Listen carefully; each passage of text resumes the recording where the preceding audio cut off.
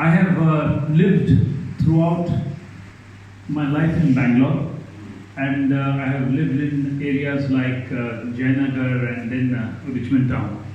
Those are considered the old Bangalore.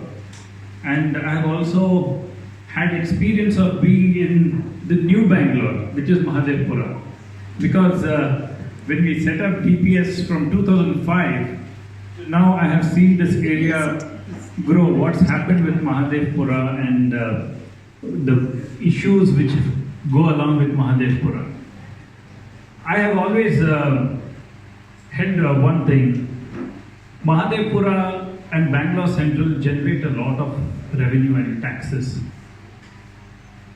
The way Mahadevpura has grown, even in Bangalore, Mahadevpura is one of the leading tax-paying constituency. But unfortunately, there's been so much of development, but it can be a misnomer also because we misunderstand development for only buildings and buildings and buildings without basic civic amenities. To be very frank, I have not seen any walkable pathways also in Mahadevpura. Though it may not come under the purview of an MP. So I've always held that this part of Bangalore, somewhere we have lost Bangalore over there. If you go to the other areas, I don't know how many of you have been to Jayanagar. When you go to Jayanagar, every locality of Jayanagar has a park, has a library, has something unique. And that's what because why I'm telling you this, because wherever in Mahadevpura the question. So here I have recently one instance happened where we protested in Delhi about my tax, my right. So we were in a drought-like situation and rather drought situation itself, and we demanded 90,000 crores for that particular year from the union government. But we were not able to get that. So I have always believed that a city like Bangalore needs huge capital from the investment to develop the infrastructure both from the state and from the center. The sharing of the taxes and what we have to get it done. Because yes, we pay 100 rupees, we get back 13 rupees according to the 15th Finance Commission. But somewhere there is a flaw. There has to be a change. The formula has to be changed. Because if a ward or an area is generating that revenue, some little extra share of the revenue should come back to that particular area for the development. Why I took this topic first is because an area like Mahadevpura cannot develop without investment. We want Bangalore to be a nice destination, but we don't want to spend money into Bangalore. It will not happen. For example, our outer ring road still it's taking off from the last few years. Whatever the reason may be, let it be the central government or the state government. But a lot, if you can pursue and you have the vision, you can make things move. Let it be outer ring road. You see a suburban rail project. It has been going on for 10 years and the frequency, it's like non-existent. Then you need an area like Mahadevpura needs a mass, Bangalore needs, but Mahadevpura in particular needs a mass transport system.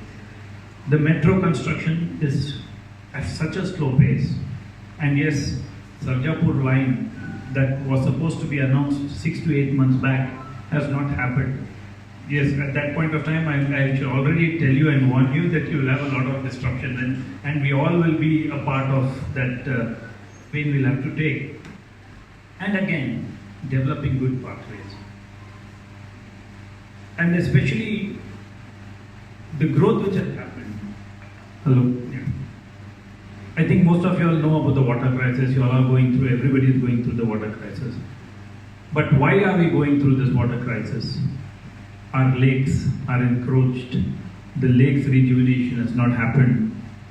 Groundwater recharge and all these things. And a green cover. This side of Bangalore, somewhere the green cover is not like how it used to be, what Bangalore used to be.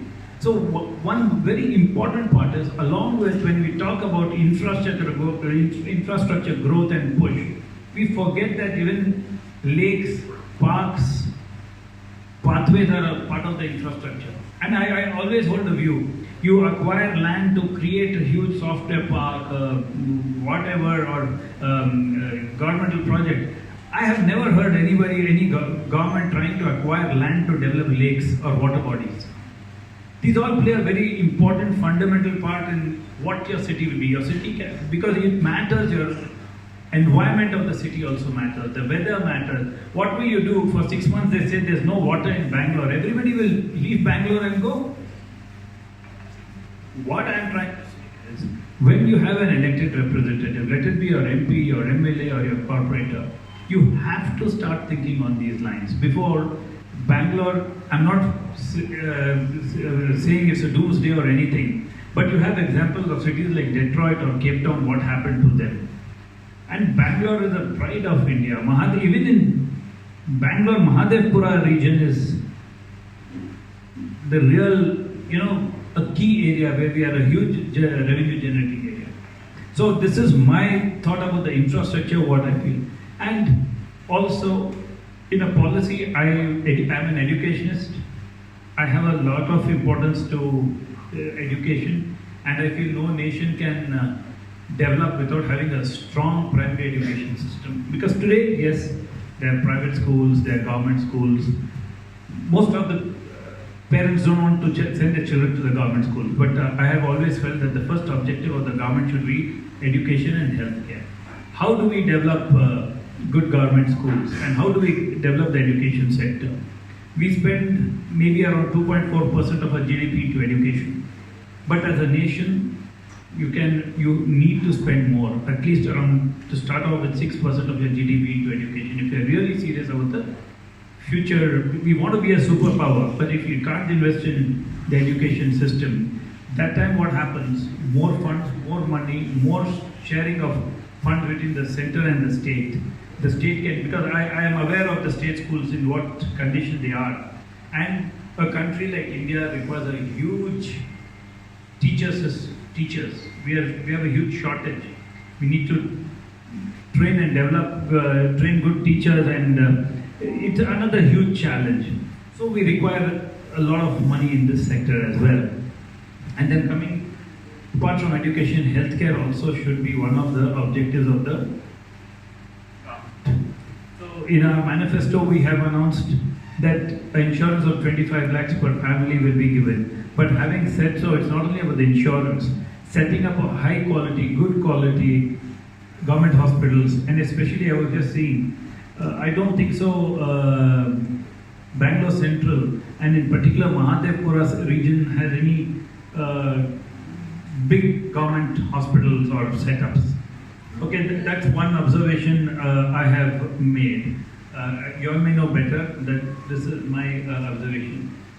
And also the startup ecosystem. I don't know how many of you have observed. There's been a 33% decline in first quarter to now. And that plays a very important role in job generation.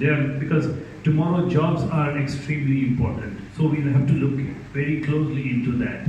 And of course, IT sector is very important. So there has to be because we need a greater interaction and about the IT sector.